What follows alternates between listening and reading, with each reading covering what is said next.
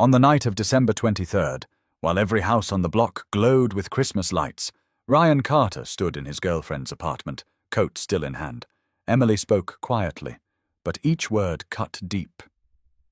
"I don't think you should be here for Christmas." No argument, no tears, just a boundary drawn at the exact moment he thought he'd found a new family. Ryan left in silence. But by New Year's Eve, when Emily looked around her empty apartment, she finally understood. Some people, once they walk out of your life, never come back. Ryan Carter had been driving home from work when Noah called. His son's voice came through the car speakers, excited and a little breathless. He'd finished his spelling test early, and Mrs. Henderson let him pick a book from the class library. Ryan smiled, listening to Noah describe a story about dragons and a boy who didn't think he was brave enough. The divorce had been finalized 2 years ago, but moments like these reminded Ryan why he'd fought so hard for joint custody. Noah was 8 now, old enough to understand that his parents lived in different houses, young enough to still believe his dad could fix almost anything. When Ryan met Emily Brooks 6 months ago, he thought he'd finally figured out how to balance everything. She worked in marketing for a mid-sized firm downtown, had never been married, and didn't flinch when he mentioned Noah on their first date. She'd smiled and said she thought it was sweet that he was so involved. That word, involved, should have told him something, but he was too hopeful to notice. Emily was smart and careful with her words. She asked about Noah's school and remembered details about his favorite foods. She just never asked to meet him. Ryan didn't push it. He'd learned from his marriage that forcing connections only made them brittle. His ex-wife had told him near the end that she felt like she was competing with their son for his attention. It was one of the few honest things she'd said before the lawyers got involved. So when Emily suggested they keep things simple for a while, Ryan agreed. He told himself she needed time. He told himself he was being patient. They fell into a rhythm that felt sustainable. Ryan saw Emily on weekends when Noah was with his mother. They went to dinner, watched movies at her place, talked about work and books and the vacations they might take someday. Emily's apartment was clean and quiet, decorated with framed prints she'd bought from a local artist. There were no toys on the floor, no crayon drawings taped to the fridge. When Ryan stayed over, he made sure to leave before sunrise so he could be home when Noah woke up. He never complained. He thought this was what compromise looked like. In early December, Emily mentioned Christmas. Her family always spent the holiday together at her parents' house upstate, a tradition that involved too much food and her younger sister's kids tearing through the house.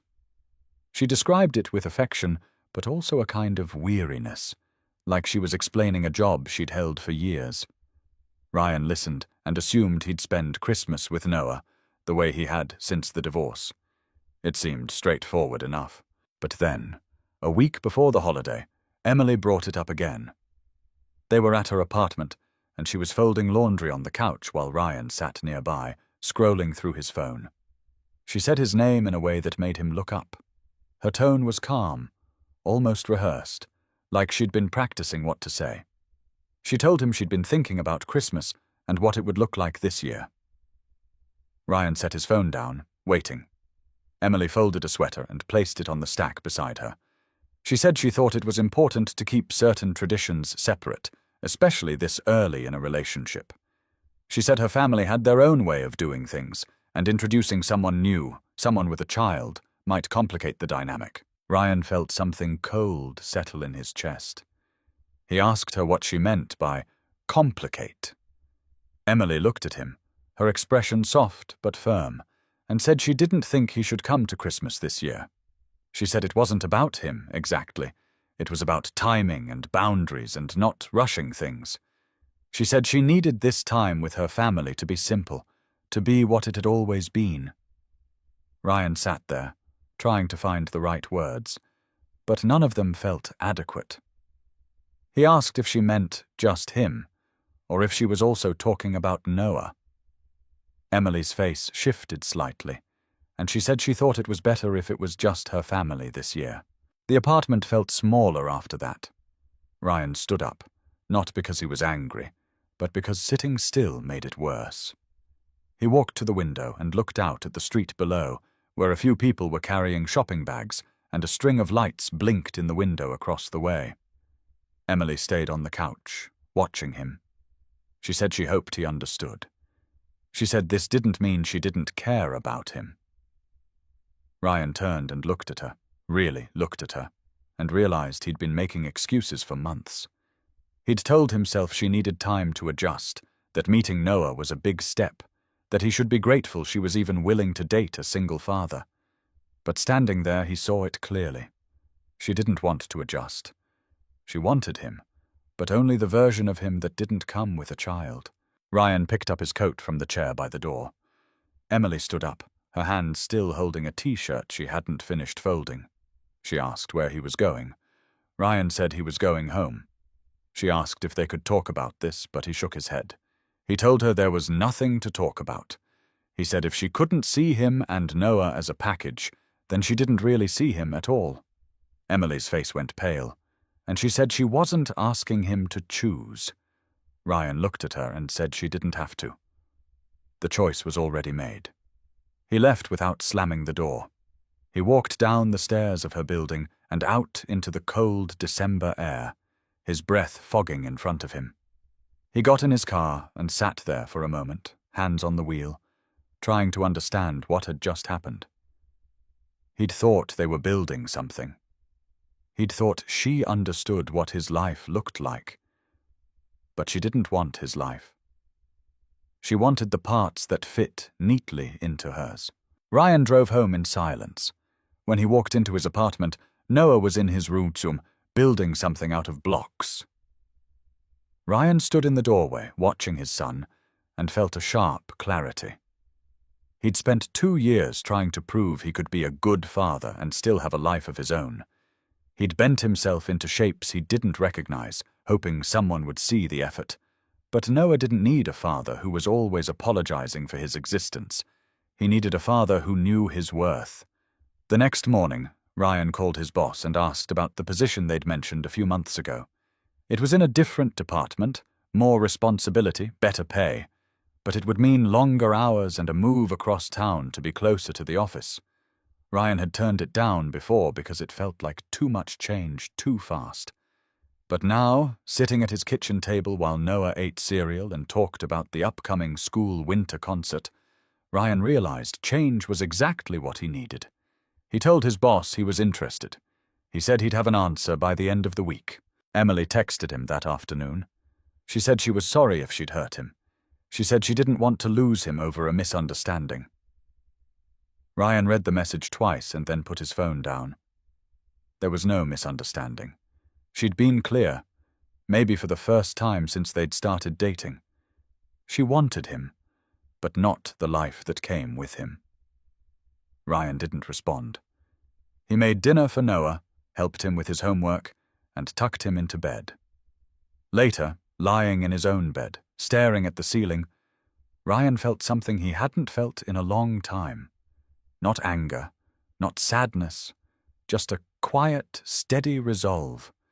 He wasn't going to fight for someone who saw his son as an obstacle. He wasn't going to spend another 6 months pretending that love without full acceptance was enough. Emily had drawn a line, and Ryan had stepped over it. For the first time since the divorce, he wasn't looking back. Christmas morning arrived cold and clear. Ryan woke up early, the way he always did on holidays, and made coffee in the quiet of his kitchen. Noah was still asleep, his room dark, except for the glow of the nightlight shaped like a rocket ship. Ryan stood at the window, watching the sky lighten over the rooftops, and felt a strange kind of peace. He'd spent the last few days bracing himself for loneliness, for regret. But it hadn't come. Instead, there was just the steady rhythm of his life with his son, simpler than he'd expected, more solid than what he'd left behind. Noah woke up an hour later, his feet padding down the hallway. He climbed onto the couch and looked at the small tree Ryan had set up in the corner, a real one this year, decorated with lights and a handful of ornaments they'd picked out together. There were a few presents underneath, wrapped in paper Noah had chosen at the store, bright blue with snowflakes. Ryan sat beside him and watched as Noah tore into the first one, a book about space exploration. His son's face lit up, and Ryan felt the tightness in his chest ease. This was enough. This had always been enough. They spent the morning together, cooking breakfast and watching an old holiday movie Noah had seen a dozen times, but still loved. Ryan's phone buzzed once, a message from his ex-wife wishing them both a Merry Christmas. He replied with the same, keeping it brief. There was no message from Emily. Ryan hadn't expected one, but the absence still registered, a small ache he ignored. By noon, they were building a new Lego set on the living room floor, and Ryan had stopped checking his phone altogether. Emily, meanwhile, was at her parents' house upstate, surrounded by the noise and chaos she'd described to Ryan weeks ago. Her sister's kids ran through the rooms, shrieking with laughter, while her mother fussed over the turkey, and her father argued with her uncle about football. Emily moved through it all with a smile that felt automatic, the same smile she'd worn at family gatherings for years. She posted a photo on social media, her and her sister holding wine glasses in front of the Christmas tree, both of them laughing. The caption read, "Home for the holidays." She got 23 likes in the first hour, but later, when everyone had gone to bed and Emily was alone in her childhood bedroom, she found herself staring at her phone. She scrolled through her messages, looking for Ryan's name, but there was nothing. She thought about texting him, asking how his day had been, but her thumb hovered over the screen without pressing down. What would she even say? She'd told him not to come. She'd made it clear this was her time, her tradition. He'd respected that. So why did the silence feel so heavy? The week between Christmas and New Year's passed in a blur. Ryan went back to work, dropped Noah off at his ex-wife's for a few days, and finalized the details of his new position. The move across town would happen in mid-January, and the raise would cover the cost of a bigger place, maybe even one with a backyard.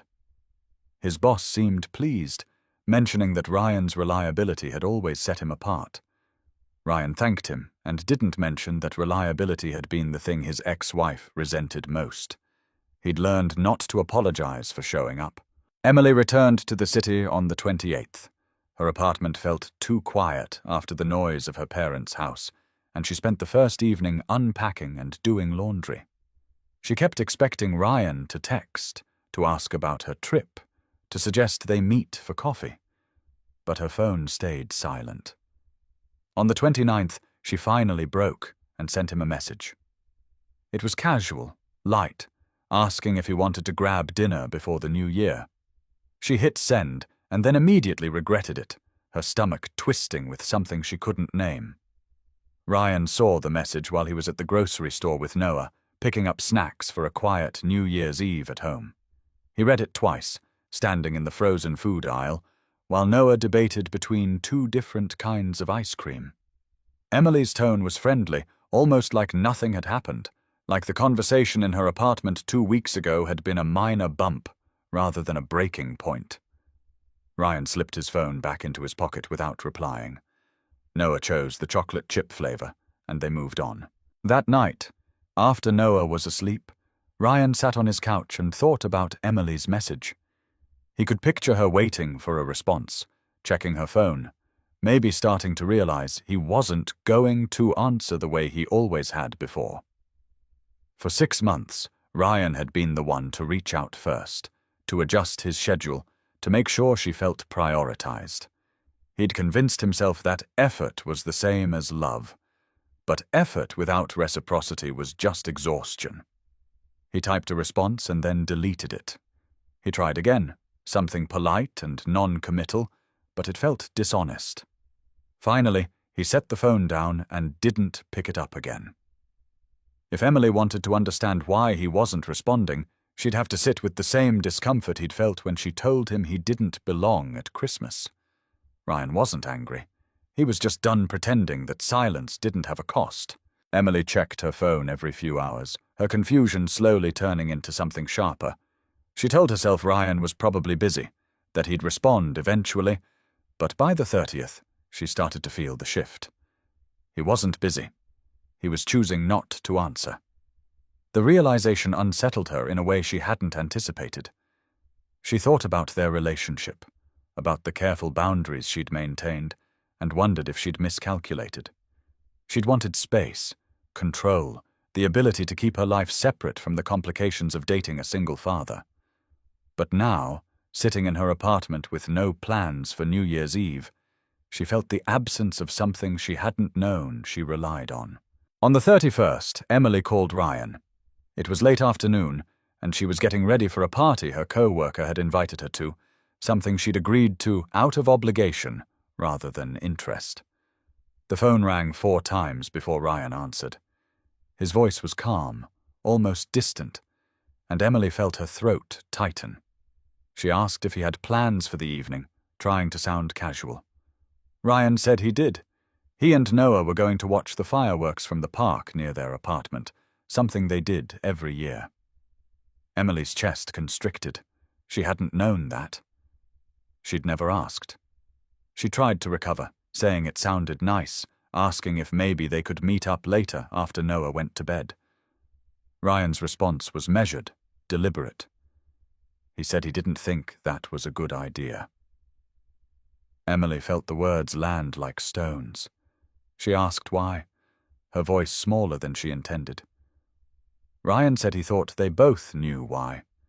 He said he'd spent 6 months trying to fit into the edges of her life, and he was tired. He said he needed to focus on what mattered, and that meant being present for his son, not waiting around for someone who couldn't make space for both of them. Emily opened her mouth to argue, to explain, but nothing came out. Ryan's tone wasn't angry. It was final. He told her he hoped she had a good new year, and then he hung up.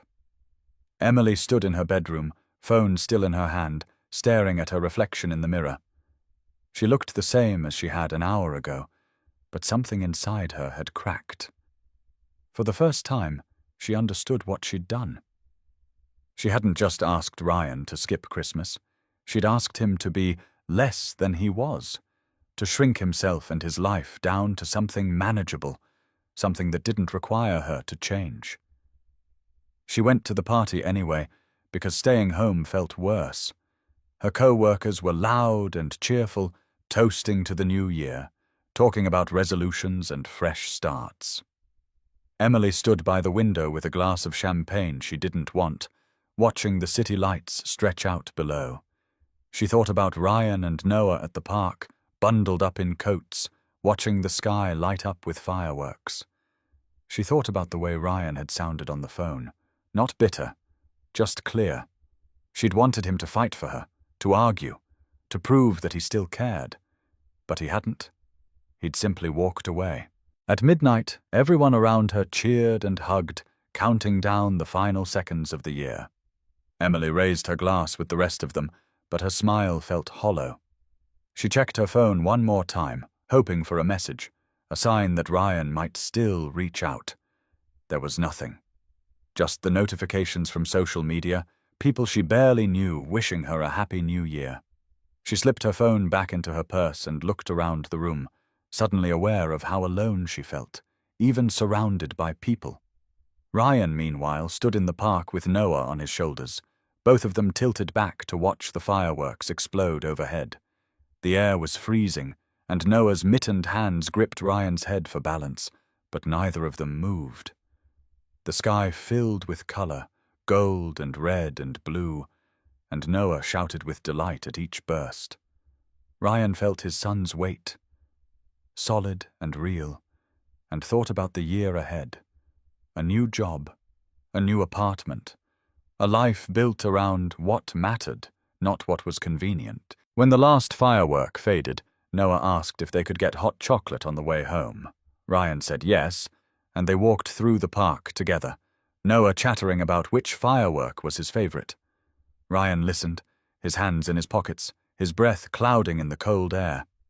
He didn't think about Emily. He didn't wonder what she was doing or if she was thinking about him. For the first time in months, he felt like himself again, not the version he'd tried to be for someone else, but the man he'd always been. A father, someone who knew his own worth. Emily left the party early, before 1 a.m, claiming a headache. She walked back to her apartment alone, the streets still crowded with people celebrating. When she got home, she sat on her couch in the dark, not bothering to turn on the lights. She thought about texting Ryan again, apologizing, explaining that she'd made a mistake. But she knew it wouldn't matter. He'd already moved on. Not to someone else, but to a life where he didn't have to wait for permission to be whole. She'd wanted control, and she'd gotten it. But control, she was learning, was just another word for loneliness. The first week of January felt different. Ryan started his new position on the 3rd, arriving early to a desk that overlooked the downtown skyline. His responsibilities had expanded, but so had his sense of control. He wasn't scrambling to leave on time anymore, worried about disappointing someone who was counting his absences.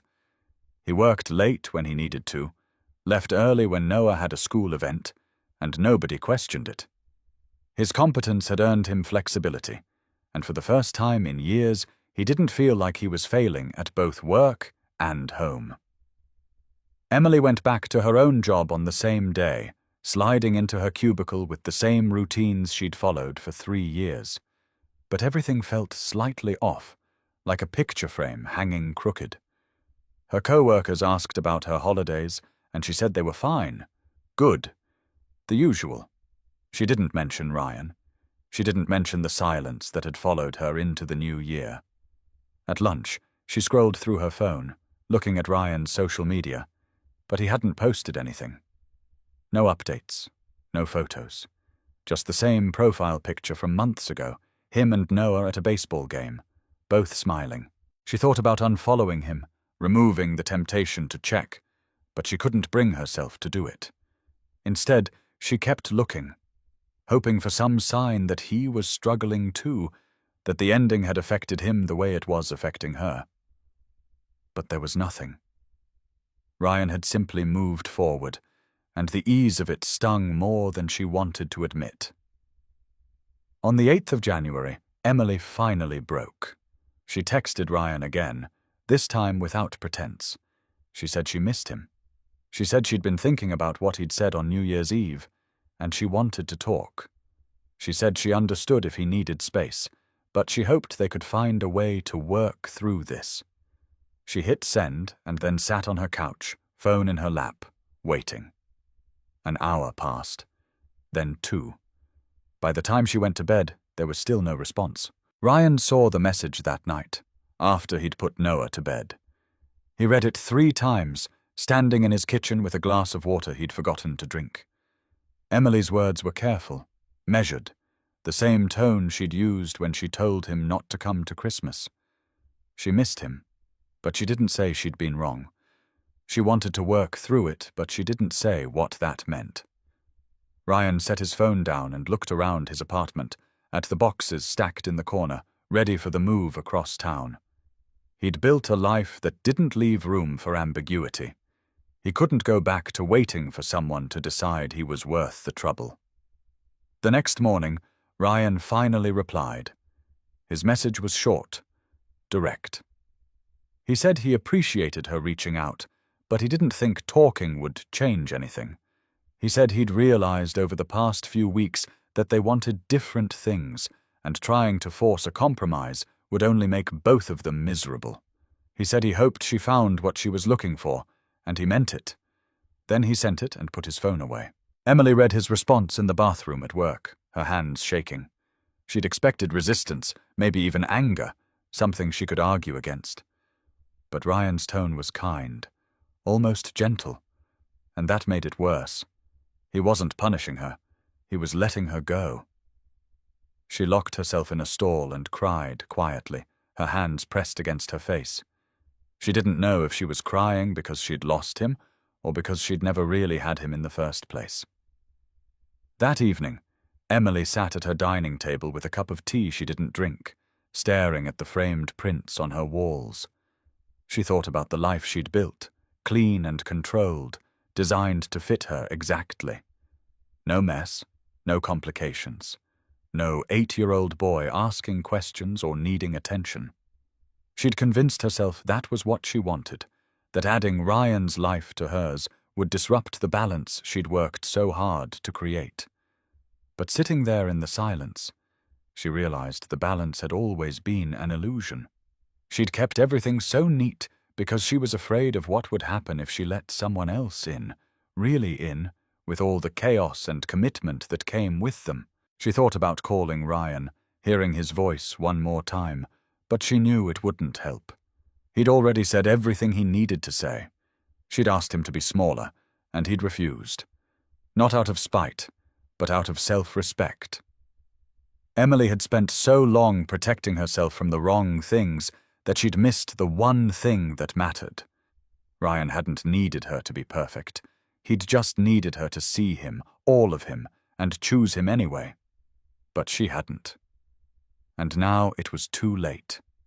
Ryan moved into his new apartment on the 15th, a 2-bedroom place with hardwood floors and windows that let in more light than his old place.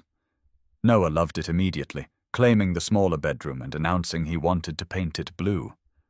Ryan hired movers for the heavy furniture, but he and Noah unpacked the boxes together, filling the shelves with books and toys and the small collection of things they'd accumulated over the years. It felt like a fresh start, not because Ryan was running from anything, but because he was finally building toward something that made sense. One night, while they were setting up Noah's room, his son asked about Emily. The question came out of nowhere, casual and curious, the way kids asked about things they'd noticed but hadn't thought to mention before. Noah said he remembered meeting her once, briefly, in a parking lot when Ryan had picked him up from school. He asked if Ryan still saw her. Ryan sat down on the edge of Noah's bed and said, "No, not anymore." Noah asked why. Ryan thought about how to answer, how much truth an 8-year-old could handle, and decided on honesty. He said sometimes people want different things, and that's okay. He said Emily wanted a life that didn't have room for both of them, and he wasn't going to spend his time trying to fit where he wasn't wanted. Noah seemed to think about this, his small face serious. Then he asked if Ryan was sad. Ryan shook his head and said he wasn't. He said he was relieved, actually, because now he didn't have to pretend to be someone he wasn't. Noah nodded, satisfied, and went back to organizing his action figures on the shelf. Ryan watched him for a moment, his chest tight with something that wasn't quite sadness but close. He'd spent so much of the past 2 years worried about how the divorce had affected Noah, about whether his son felt abandoned or confused. But Noah was fine. He was resilient and loved and secure. And Ryan had done that, even when he felt like he was barely holding it together. By the end of January, Ryan had settled into his new routine. Work was demanding, but rewarding, and he'd started having lunch with a colleague who also had kids, someone who understood the balancing act without needing it explained. Noah thrived in his new room, his drawings taped to the walls, his laughter filling the space in a way that made Ryan's old apartment feel like a memory.